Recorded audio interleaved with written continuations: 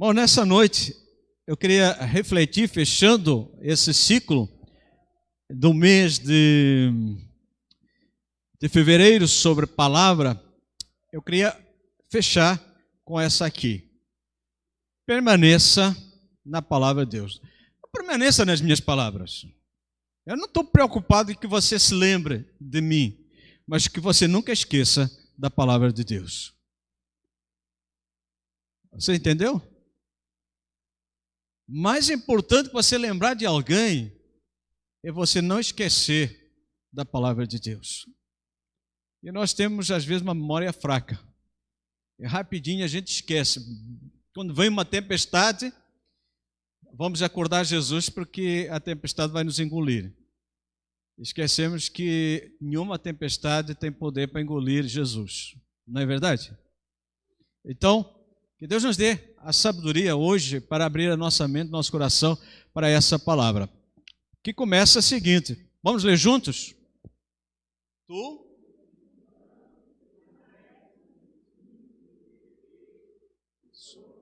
tens plena convicção, sabendo perfeitamente de quem o tens aprendido, porque desde a infância sabes as sagradas letras, que tem o poder de fazer sábio para a salvação por intermédio da fé em Cristo Jesus. Toda a Escritura é inspirada por Deus e proveitosa para ministrar a verdade, para repreender o mal, para corrigir os erros e para ensinar a maneira certa de viver, a fim de que todo homem de Deus tenha capacidade e pleno preparo para realizar todas as boas ações. Amém.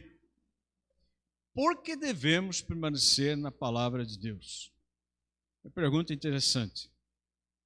Hoje tem sido questionado esse livro.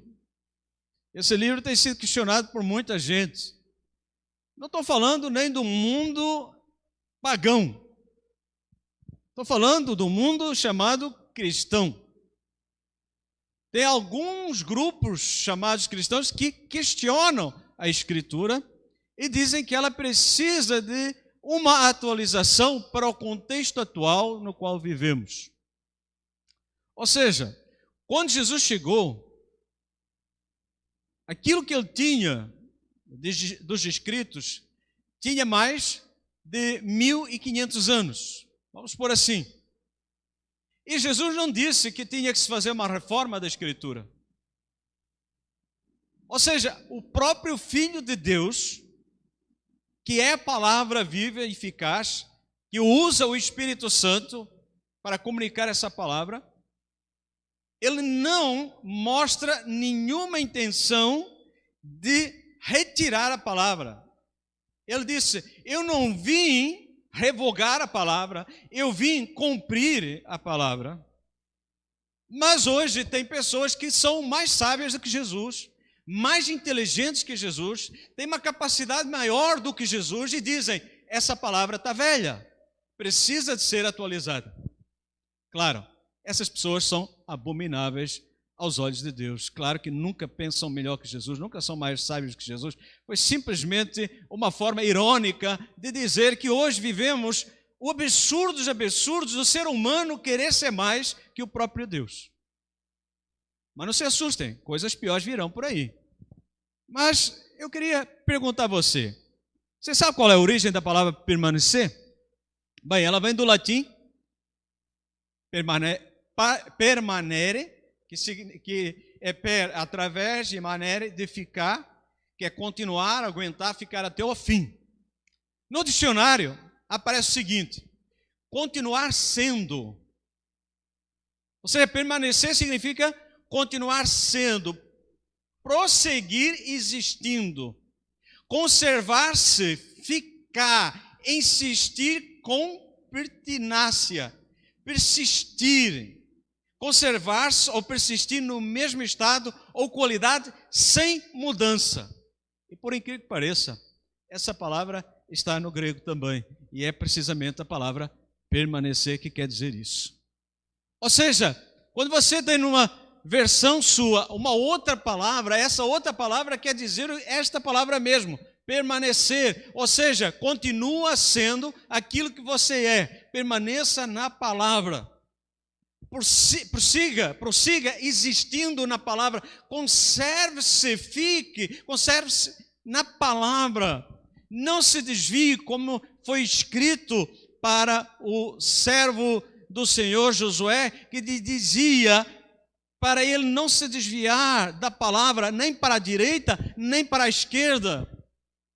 Porque ele fazendo tudo que a palavra que ele tinha até ali dizia, ele iria fazer prosperar o seu caminho.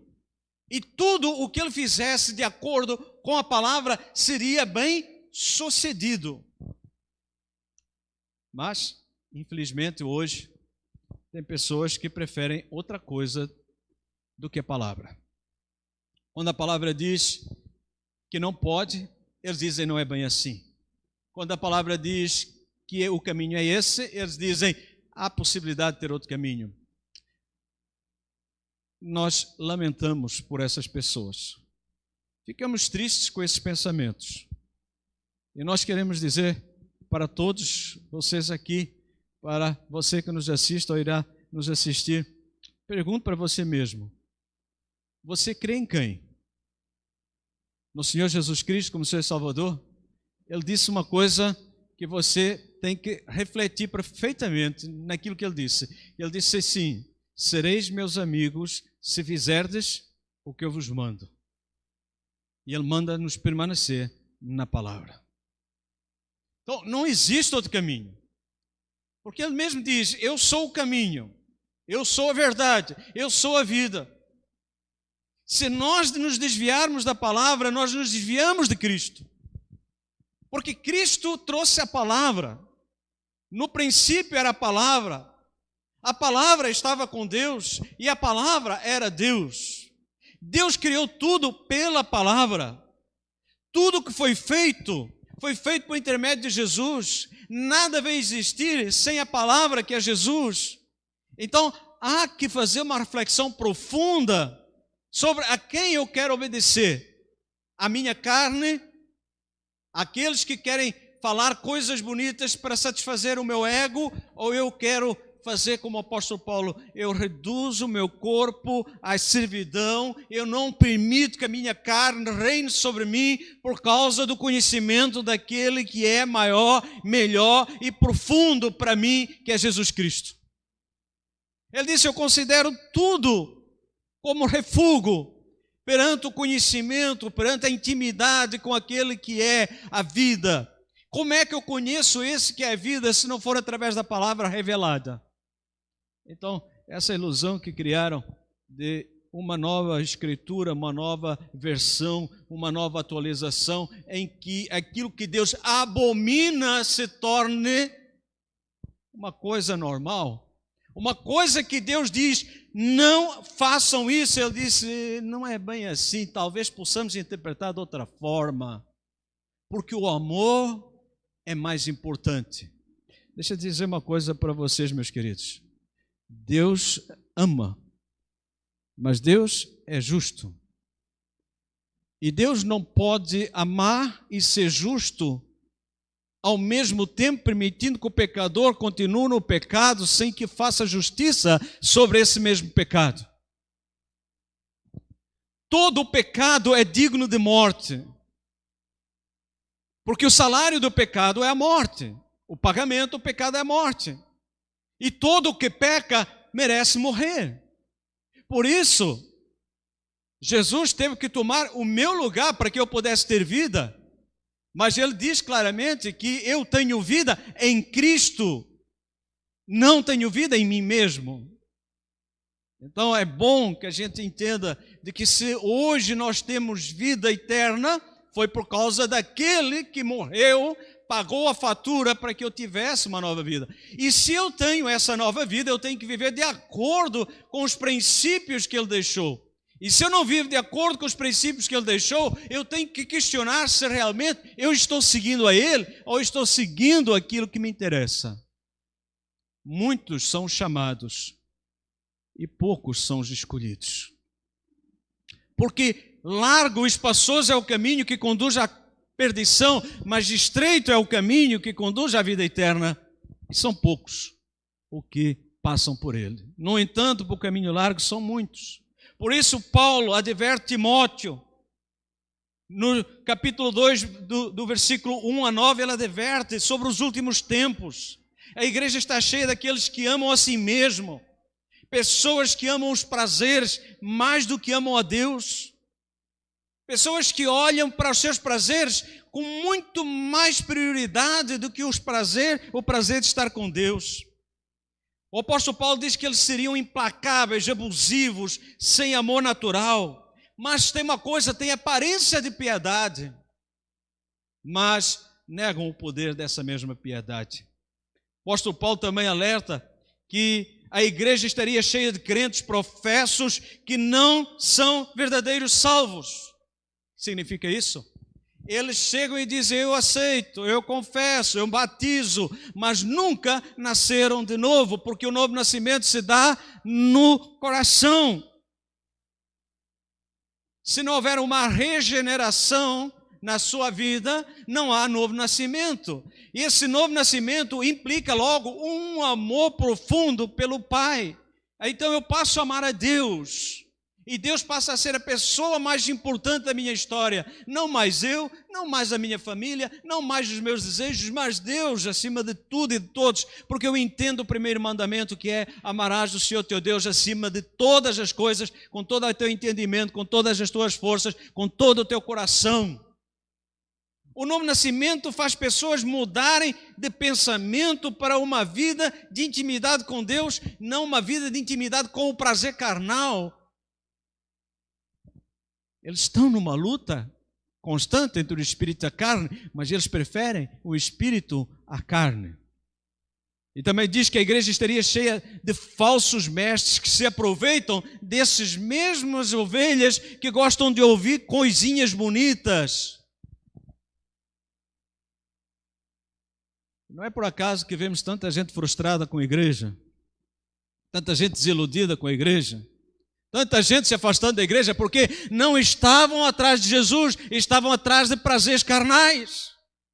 E prazeres carnais você não encontra na igreja. Na igreja de Cristo você encontra Cristo, e Cristo, e Cristo, e Cristo. Tudo o que passar disso acaba desiludindo e acaba decepcionando. As pessoas se desiludem facilmente porque elas não estão olhando firmemente para o autor, para o consumador da sua fé. Eles ficam olhando para aquilo que podem levar de vantagem, o prazer que podem ter, as vantagens que podem ter. Quando isso acaba, ninguém me ama, ninguém me quer, eu passei mal, ninguém me visitou, porque isso é gente fraca, carnal, ou então não foi salva.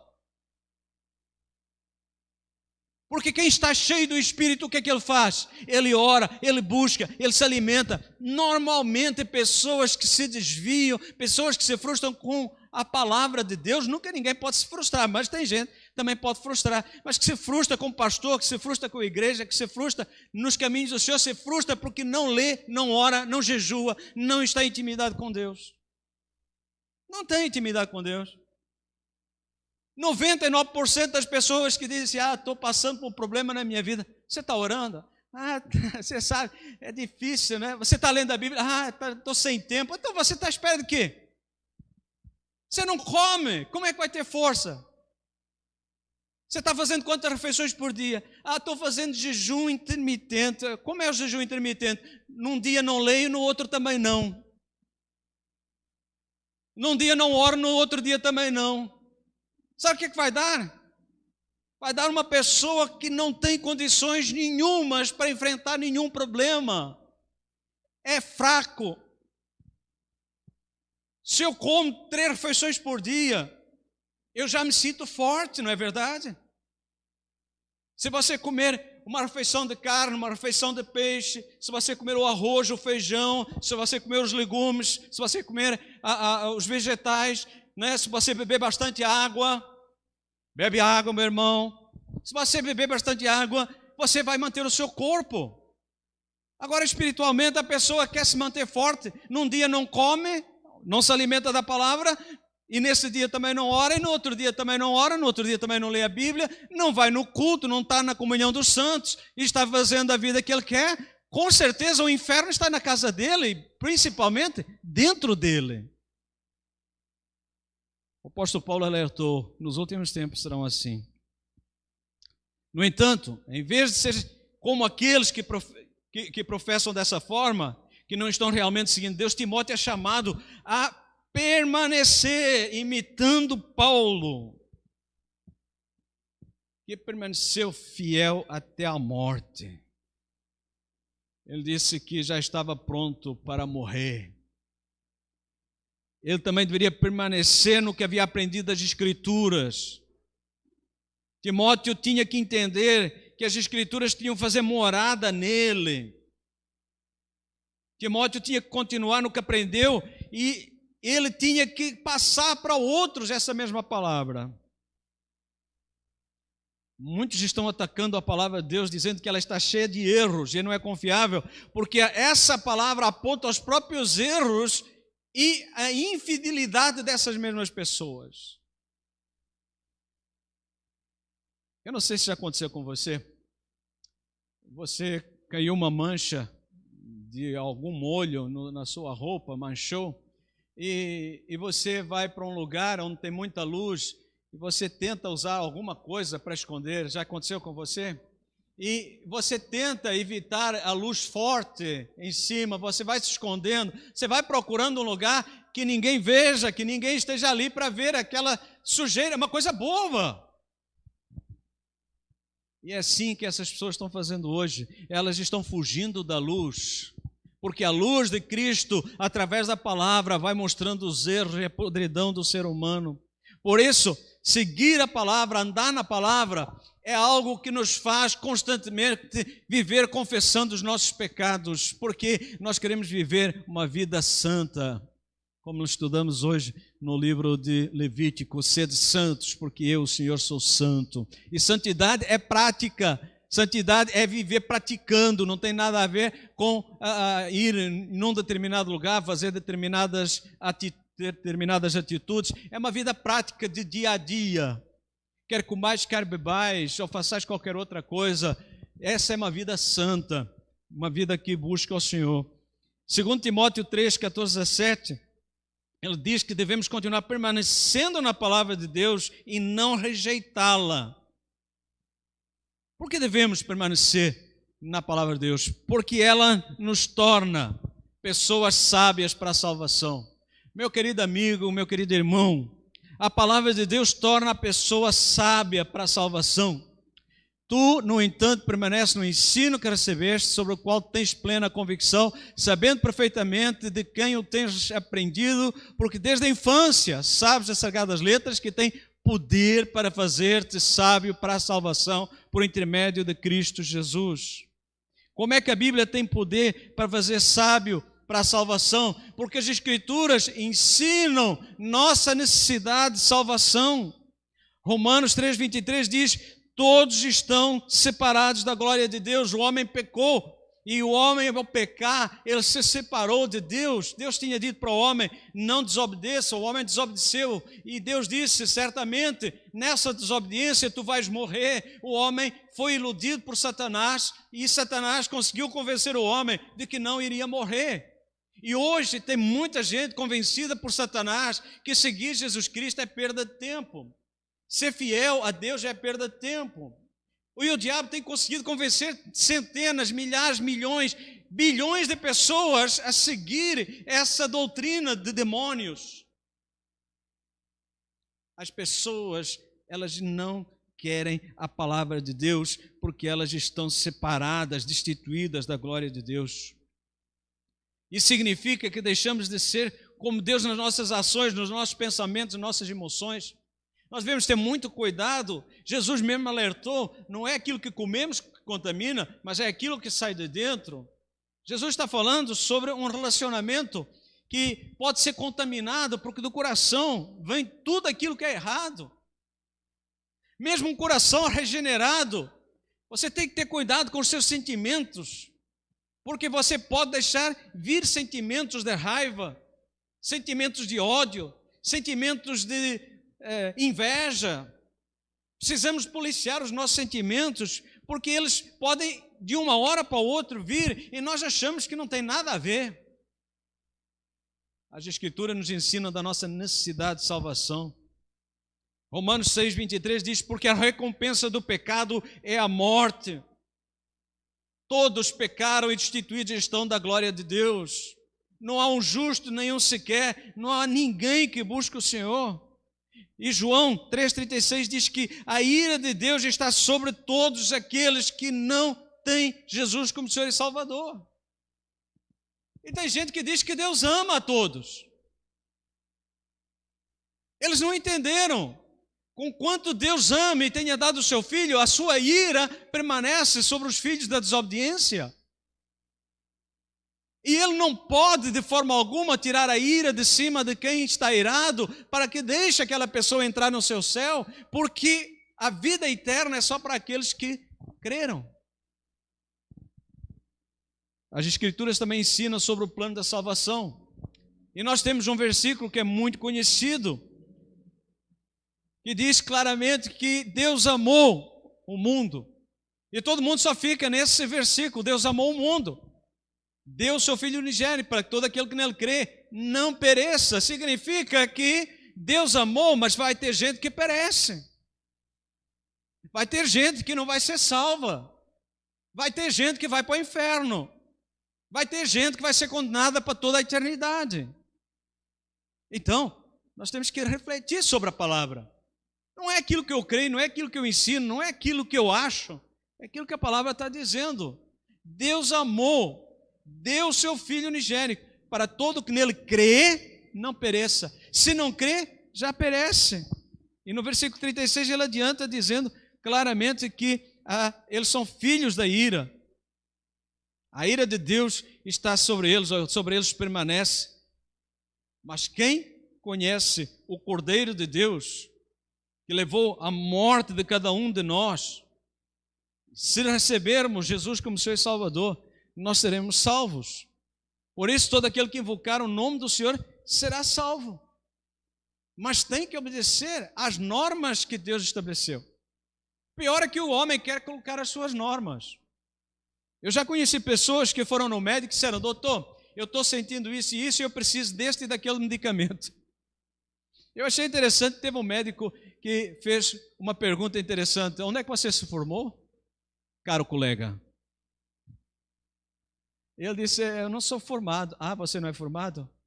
Então, o que você veio fazer aqui dizendo para mim que você está sentindo uma dor e que você precisa desse e daquele medicamento? Aqui o especialista sou eu. Aqui quem fez o estudo, quem cursou, quem refletiu, quem meditou sobre tudo que é doença, fui eu. Então eu vou fazer o exame, eu vou fazer tudo para descobrir por que é que tem essa dor, para tratar conforme a sua necessidade. Foi isso que Deus fez.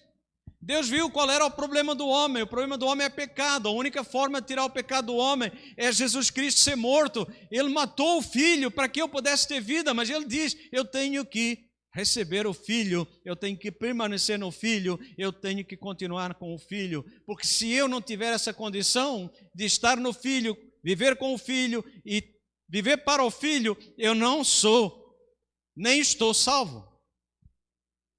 Você entende isso?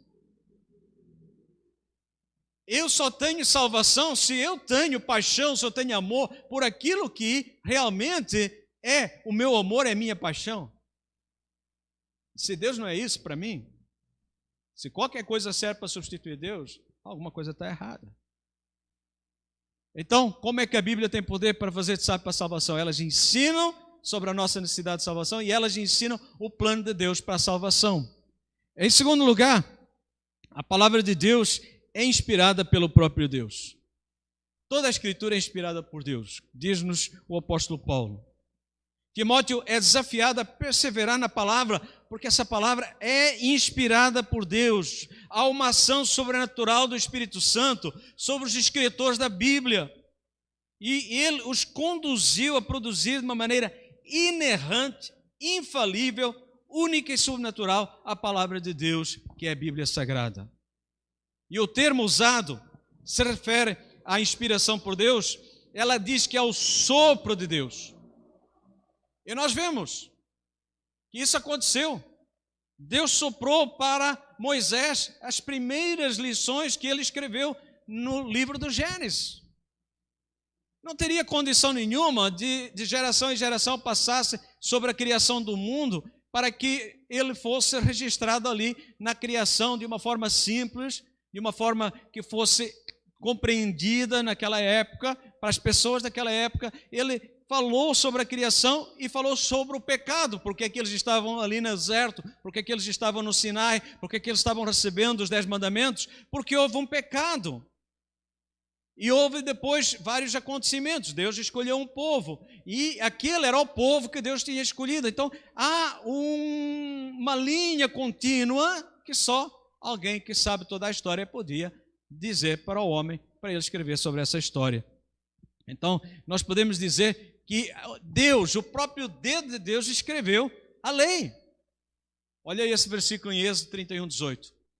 Ele deu a Moisés 2 tábuas de testemunho quando ele acabou de falar com ele no Monte Sinai, tábuas de pedra escritas pelo dedo de Deus.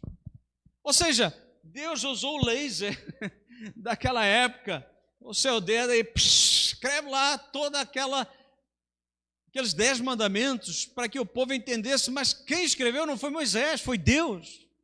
Então os 10 mandamentos não são para eu discuti-los, são para eu obedecer.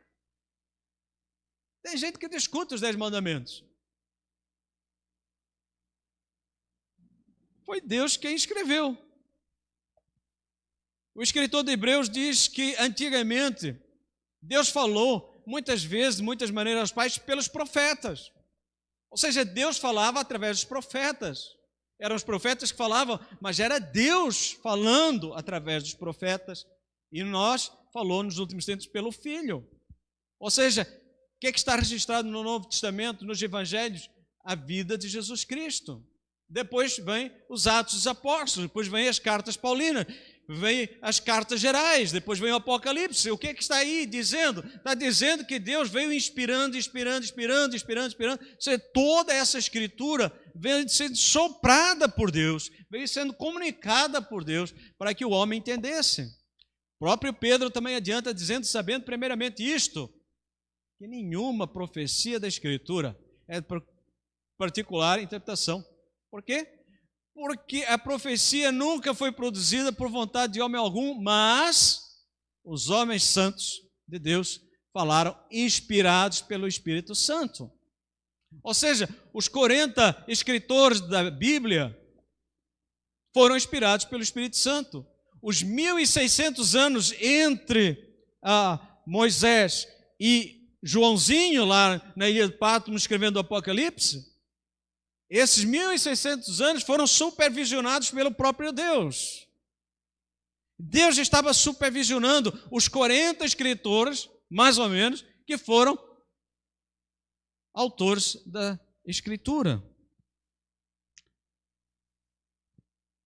E temos também a palavra do próprio Jesus. Ele diz algo extraordinário, né? Mas o Conselheiro, o Espírito Santo, que o Pai enviará em meu nome, lhes ensinará. O próprio Espírito vai ensinar todas as coisas e lhes fará lembrar tudo o que eu lhes disse. Ele vai ensinar e vai trazer à memória de vocês aquilo que eu lhes disse. Ou seja, vocês vão poder registrar tudo por causa do Espírito Santo. Tem muita coisa para dizer, mas vocês não podem suportá-las agora. Mas, quando ele, o Espírito Santo da verdade, vier, ele os guiará em toda a verdade, pois ele não falará de si mesmo, mas falará do que ouvir e lhes dirá o que está por vir. Ou seja, ele dirá. E quando diz, é porque fala. Se ele fala, é porque é Deus falando com o homem. Coisa linda, maravilhosa, não é verdade? Então, é importante nós termos essa reflexão.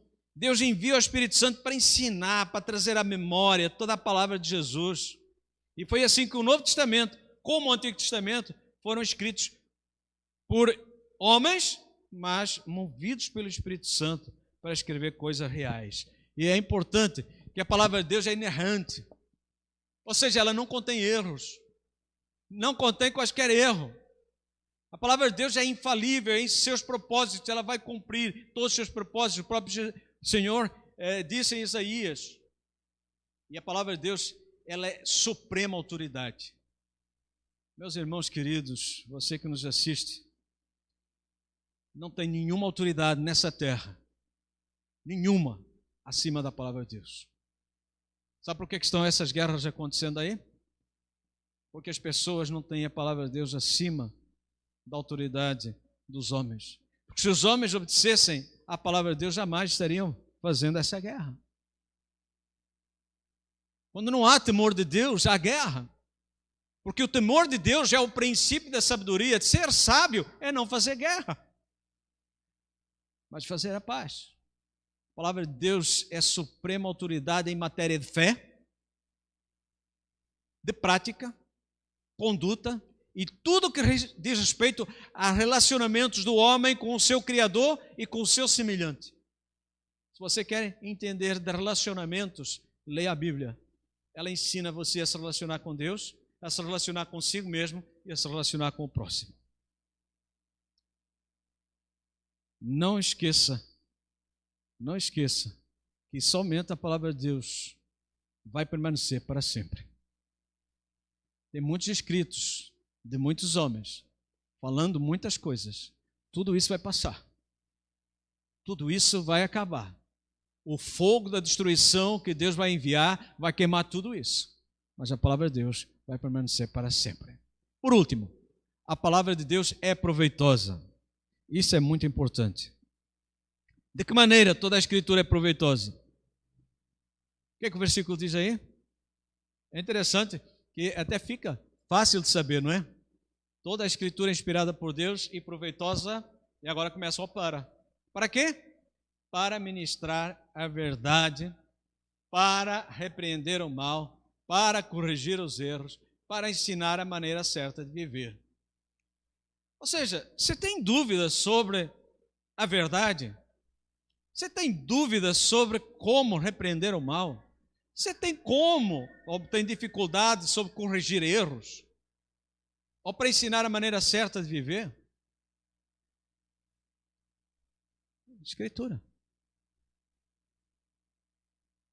Quando você tem convicções em que a palavra de Deus ela se torna proveitosa para ministrar a verdade, ela é suficiente para o ensino.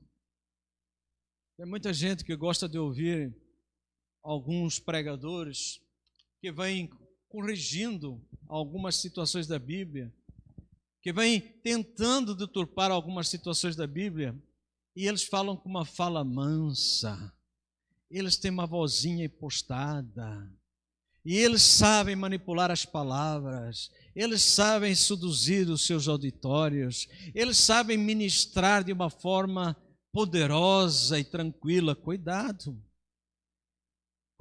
que na primeira sessão em que um demônio falou com um ser humano, ele veio em forma de serpente encantadora.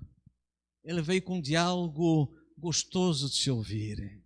Você já reparou como essa fruta é gostosa? Você já reparou como ela tem uma atração tão linda? Lembre-se que o diabo nunca veio nem nunca virá como ele realmente é. Ele nunca se manifestou ao homem como realmente é. Ele está se preparando para manifestar quando ele vier no fim dos tempos. Olha, digo uma coisa, se possível ele poderia até enganar os escolhidos, mas não é possível não, porque Deus colocou o seu Espírito em você e em mim para não sermos seduzidos. Mas antes desse enganador, desse sujeito que começou a má obra lá no jardim, antes que ele venha, muitos virão fazendo essas obras. Jesus mesmo alertou, muitos virão em meu nome, mas não são enviados por mim. São enviados por quem? pela serpente, lá do Gênesis, pelo enganador, por aquele que se há de manifestar, o filho da perdição, o anticristo. E ele enganará a muitos. Ele vai seduzir as nações. Ele vai falar manso, ele vai falar gostoso, ele vai mostrar poder, ele vai mostrar graça, que não é graça, é desgraça, e as pessoas vão ficar assim, uau! Era ele que nós estávamos esperando. Cuidado, o cristão tem o Espírito Santo para não se deixar enganar. Então, a palavra de Deus, ela mostra a verdade. Conhecereis a verdade libertará. Conhecereis a verdade, e a palavra de Deus é verdade. E quem vive com a verdade não vive enganado. Quem vive com a verdade não vive iludido. Quem vive com a verdade não procura a verdade porque já tem a verdade. A palavra de Deus é proveitosa para repreender o mal. A Escritura fornece as bases para a correta repreensão dos erros de doutrina e de conduta, e até para repreender o próprio Satanás. O sangue de Jesus tem poder para repreender. Nós sabemos que o nome de Jesus tem poder para repreender, e a palavra nos ensina também o poder para permanecer na palavra. Ela nos permanecendo na palavra, somos ensinados como permanecer. Ou seja, para não desistir, para não ser abalado. Também a palavra de Deus é proveitosa para corrigir os erros.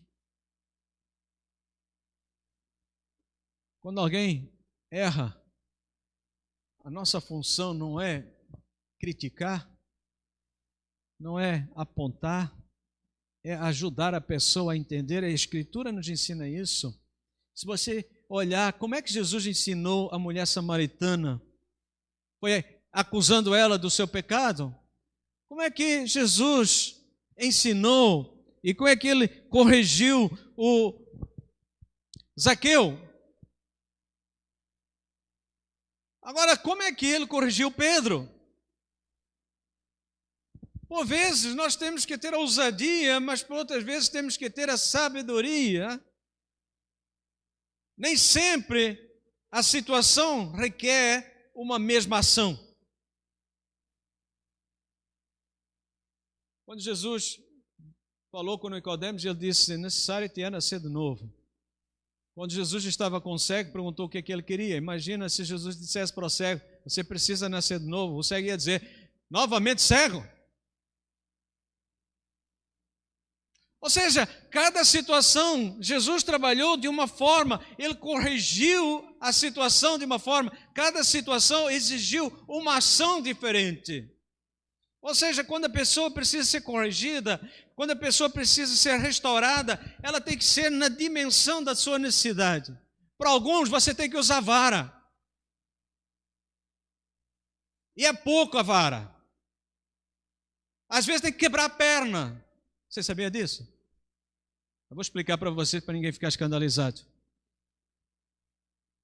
O pastor de ovelhas, quando uma ovelha era teimosa demais e ficava saindo, fugindo e levando as outras em desobediência para lugares perigosos, ele quebrava a perna da ovelha, consertava novamente e colocava dentro do aprisco. E durante umas semanas ela ficava lá até se recompor. Quando ela se recompunha, ela era trazida novamente para o meio das outras ovelhas. E sabe o que acontecia? Nunca mais ela desobedecia. Mas tem ovelhas de Jesus Cristo que nem quebrando as duas pernas, ele vai arrastando para o mundo e vai levando outros para o mundo. Então, por vezes, quando você vir o pastor ou alguém usar a vara para corrigir alguém, não se surpreenda, porque às vezes é preciso mesmo a vara. Mas nem sempre é vara. Às vezes é preciso o cajado. Tem gente que confunde o cajado e a vara. A vara é para correção mesmo. O cajado é para trazer para perto, para salvar a pessoa.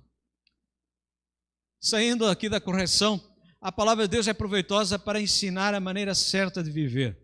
Olha, muita gente está dizendo qual é a maneira certa de viver. Você hoje tem no YouTube cheio de pessoas dando dicas de como você vencer na vida, como ter propósito, como ser um vencedor, como você conquistar os seus objetivos, como você deixar de ser preguiçoso, como você deixar de procrastinar, como você alcançar o seu milhão. Todo mundo está dizendo isso. Só tem uma coisa, a Escritura, ela é proveitosa porque ela ensina a maneira certa de viver, não a possibilidade. Todos esses camaradas que falam lá e estão fazendo o seu trabalho e enganam quem eles querem, mas tudo bem, né? Só se deixa enganar quem quer. Mas deixa eu dizer uma coisa. São poucas as pessoas que, seguindo esses camaradas, tenham conseguido sucesso na vida. Mas eu não conheço ninguém que tenha seguido Jesus Cristo fielmente, conforme a Escritura ensina, que tenha sido decepcionado. Com as pessoas você pode se decepcionar, agora seguir Cristo, ser orientado por Cristo, pela maneira certa de viver, não conheço ninguém que tenha ficado decepcionado.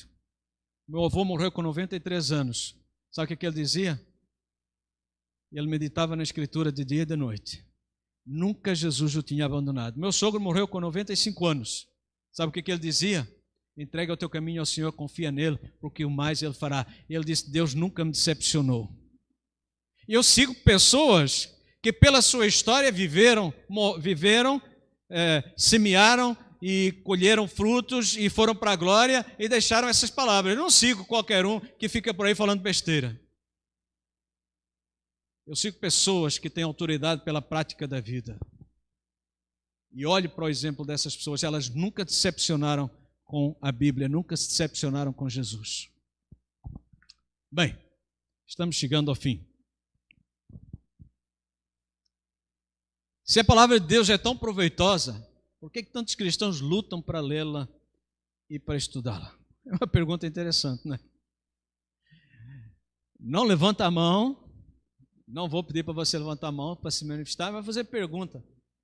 Quantas vezes você lê a palavra de Deus por semana?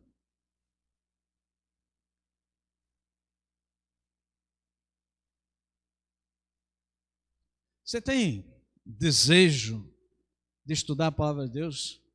Você tem desejo dos cultos? Tem sexta-feira tem culto, domingo tem culto, tem EBD. Você tem desejo de estudar na EBD?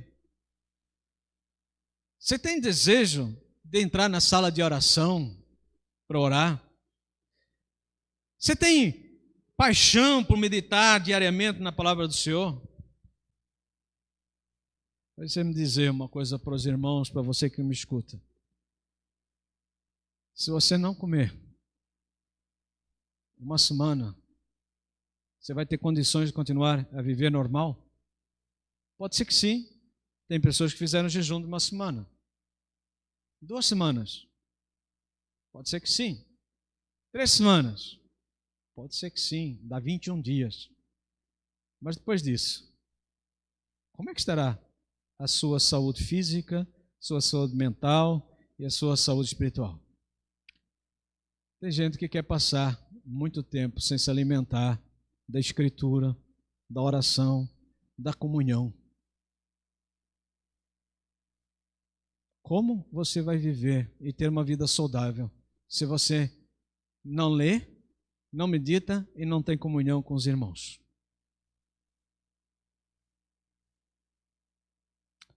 Se a palavra de Deus realmente é proveitosa, por que é que tanto cristão está lutando para ler e para estudar? Ou, às vezes não está lutando para fugir dela, né? Largou lá aberto no Salmo 91 para que o Salmo 91 fosse o talismã dela ali, para que afaste todo o mal. Meu irmão, não tem nenhuma escritura aberta que vai livrar você de nada. A escritura não é para proteger você de nada. Quem protege você é Deus. A escritura alimenta o seu espírito. Deus é quem protege o ser humano. A escritura não é nenhum negócio para você usar para espantar mosquitos. Usa raquete para espantar mosquito, né? A Bíblia Sagrada é alimento para a sua alma, mas quem livra você do mal é o Senhor. Por que devemos permanecer na palavra? Resumindo aqui, a palavra de Deus torna a pessoa sábia para a salvação, a palavra de Deus é inspirada pelo próprio Deus e a palavra de Deus é proveitosa. Como eu disse desde o início, Satanás tentou atacar a palavra de Deus. Deus realmente disse isso? Questionou Satanás para Eva. Deus falou mesmo isso? Da mesma forma, a Bíblia, a palavra de Deus está sendo atacada hoje, pois as pessoas são tentadas a duvidar e se afastar dela. No entanto, eu volto a frisar, a palavra de Deus é confiável, a palavra de Deus é necessária para o homem. A Escritura é o guia, que é a voz de Deus, e ela deve governar cada área da sua vida. Não tem área na sua vida que ela não possa ser governada pela palavra de Deus. Seja qual for o problema que você esteja passando, a palavra de Deus tem resposta clara para você. Que Deus nos dê a graça de entender aquilo que nós começamos a estudar. Intimidade com a palavra de Deus. Leia a Bíblia e medite nela de dia e noite. Lâmpada para os meus pés é a tua palavra e luz para o meu caminho. É o sábio falando aquilo que deve ser a palavra de Deus para a sua, para a minha vida. E eu vi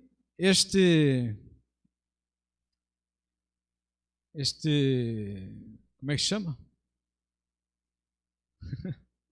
Este dizer. Eu disse, é legal, vou colocar no final. Foi o Josemar Bessa que falou isso. Ele dizia, pregue tão somente as Escrituras, e quando as pessoas não gostarem, elas estarão discutindo com Deus e não com você. Meu querido irmão e amigo, você que está a escutar, preguei hoje a Escritura. Se você não gostou, vá discutir com Deus. Não fique bravo comigo, não fique chateado, não perca o seu tempo. Leia a Bíblia, faça oração, medite na palavra do Senhor. Reflita aquilo que é a sua vida e o que poderia ser a sua história. Faça um exame, uma análise e reflita profundamente. O que Deus quer para a minha vida? O que Deus quer para a minha história? Tem alguma coisa que Deus quer? Certamente, Deus tem algo para você.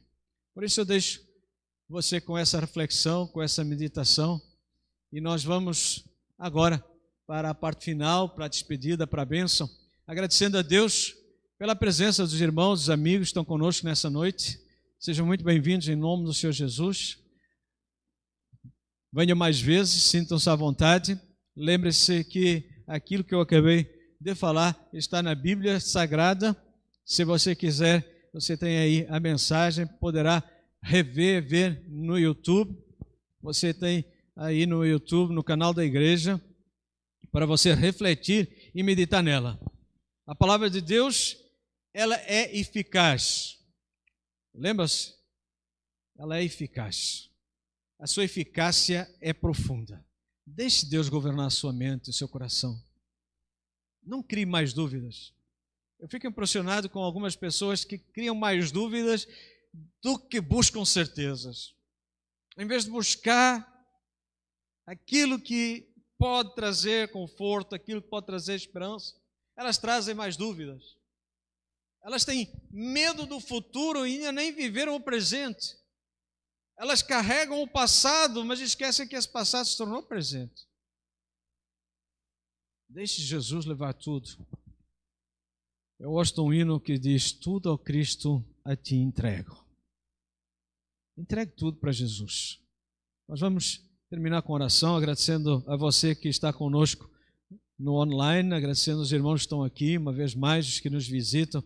Que Deus abençoe a sua vida, que Deus abençoe o seu lar, que Deus dê um bom retorno para o seu lar e que Deus abençoe a sua semana nos desafios que você vai ter.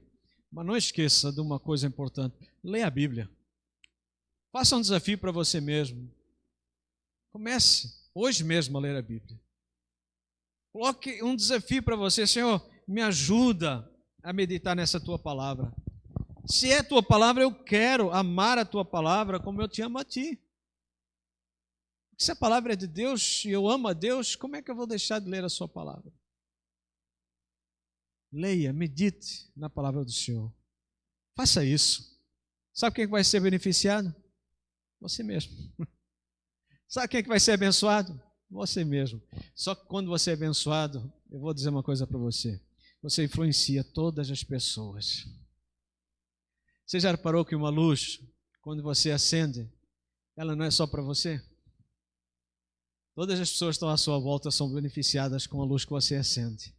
Seja uma luz. Acenda uma luz de esperança no seu coração. Acenda uma luz e deixe essa luz brilhar. Acenda a luz da esperança, da leitura e da reflexão. Pai, obrigado por esse dia. Obrigado por esse último domingo do mês de fevereiro, no qual nós podemos meditar, refletir, nos aprofundar no estudo da Tua Palavra. Podemos ir mais fundo para conhecer melhor aquilo que o Senhor tem para nós. E hoje nós fechamos com essa reflexão de como a Tua Palavra realmente ela é inspirada por Ti. Ela é soprada por Ti. O Senhor quer soprar essa palavra em meu coração, em nosso coração a cada dia. Uma palavra de esperança, uma palavra de vida, uma palavra de ousadia, uma palavra de vivermos os nossos desafios, não como pessoas que lastimam, mas pessoas que glorificam, porque sabem que nessa vida tudo passará. Pai de amor, te pedimos a Tua graça para com aqueles que estão aflitos de alma, abatidos no espírito, aqueles que têm fugido da luz da Tua Palavra, que o Senhor incendeie os seus corações, que o Senhor traga um renovo, um recomeçar na leitura, na meditação da Tua Palavra, na oração, na busca intensa por essa intimidade contigo, que não fujam mais, mas que se deixem encontrar e que se encontrem contigo num tempo em que o Senhor os faz repousar. Pai de amor, que o Salmo 23 se torne uma realidade em nós, o Senhor nos conduz a pastos verdejantes, o Senhor nos faz repousar em águas tranquilas, a Tua Palavra nos garante isso. Traz convencimento ao nosso coração, um desejo profundo desse pasto verdejante, dessas águas tranquilas, nos faz assentar um desafio, assentar em nosso coração um desejo, assentar um compromisso, um pacto contigo. Nós rogamos, ó Pai, que essa semana o Senhor nos incomode, nos dê um momento de reflexão profundo sobre esse assunto, para com todos os desafios que nós temos que enfrentar. Abençoa o Teu povo presente, nos leva na Tua paz. Abençoa o Teu povo que nos escuta, que nos ouve, que esteve durante esse tempo refletindo também nessa palavra. Que a Tua graça esteja sobre cada um, abençoando o lar, abençoando a vida, restaurando a saúde, restaurando a memória. Quero trazer à memória aquilo que me traz esperança. Restaura essa memória, ó Deus. Traz viva esperança ao coração do Teu povo. E leva-nos na Tua paz. Pois nós oramos no precioso nome do nosso Senhor e Salvador Jesus Cristo. E que esse Jesus, que esse amor do Pai, que essa comunhão do Espírito Santo esteja sobre o Teu povo, hoje e para sempre. Amém e amém. Queridos, uma excelente semana, que a graça do Senhor Jesus Cristo seja com todos vocês e com toda a família, hoje e para sempre. Amém. Um abraço e até a próxima vez que nos encontrarmos.